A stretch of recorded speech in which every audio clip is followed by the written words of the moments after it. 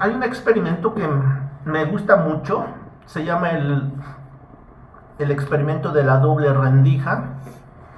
El objetivo de este experimento era pasar, eran dos columnas, dos laminillas, y en el fondo ponían algo que fuera muy sensible, que pudiera detectar la materia o lo que le pegara, entonces dejara una huella. En este experimento primero lanzaron agua, y entonces el agua a la hora de chocar se comportaba de dos maneras. Uno llegaba como onda y otro llegaba como partícula. Después ese experimento por los años fue cambiando y lo fueron mejorando. Después lanzaron pelotitas y lo mismo, las pelotitas se comportaban a veces como onda y a veces como partícula.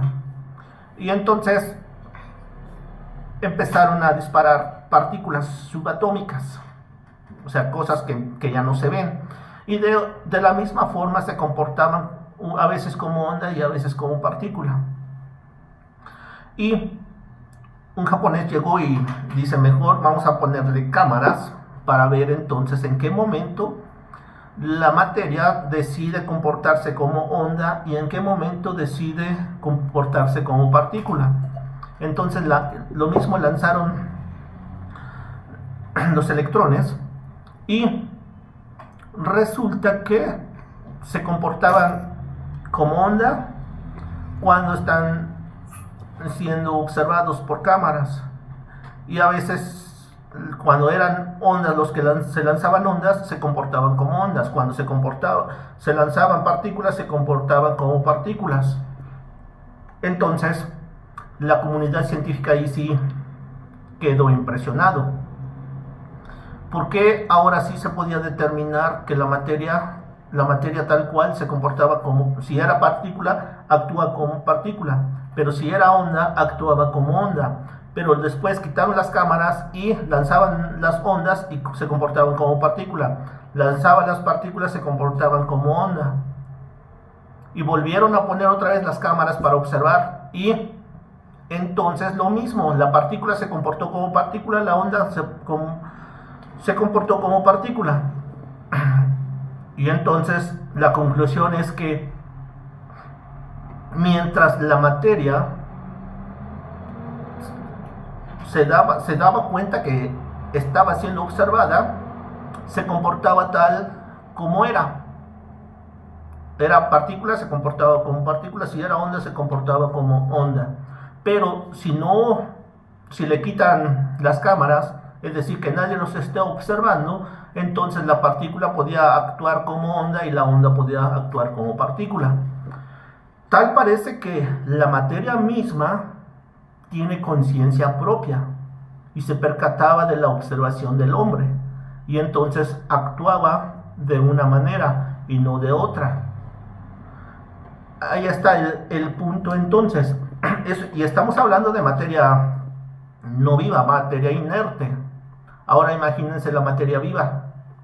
De hecho hay muchos experimentos, por ejemplo en el agua de Masaru Emoto, que se dedicó a fotografiar las partículas del agua en diferentes circunstancias, con música fuerte, leve, armónica, con pensamientos, emociones.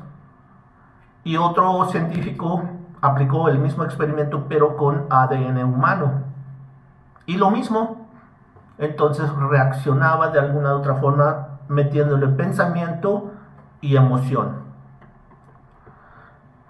¿A qué queremos llegar? De que si a una persona, ya vimos que la materia inerte, la materia que no está viva o que no ha tenido vida en ningún momento, se da cuenta de que si es observado o no. Una persona, un ser vivo, también se percata de cuándo es observado y cuándo es no. Y entonces sus formas de proceder cambian mucho. Eso es a lo que queremos llegar entonces. Que cuando una persona o cuando las personas, el grupo de personas, saben que están siendo observadas, se comportan de una manera. pero cuando no saben que están siendo observadas, se comportan de otra manera. Y muchos psicólogos dicen que una persona real, cuando es verdaderamente es él, cuando se manifiesta en su naturaleza real, es cuando está en soledad, cuando está solito. Solo es ahí cuando entonces las personas somos real tal cual como somos de verdad, los originales, porque de ahí todo lo demás tenemos máscaras, son nuestras presentaciones, son nuestros clones de alguna de otra manera. Entonces, desde aquí, desde esta perspectiva, podemos entender que es difícil conocer a una persona. Es muy complicado y sobre todo llegar a trabajar con esa persona, porque no conocemos realmente su naturaleza, no conocemos realmente lo que es. Solo vemos lo que esa persona o aquella persona que quiere que veamos en él, pero no su naturaleza real.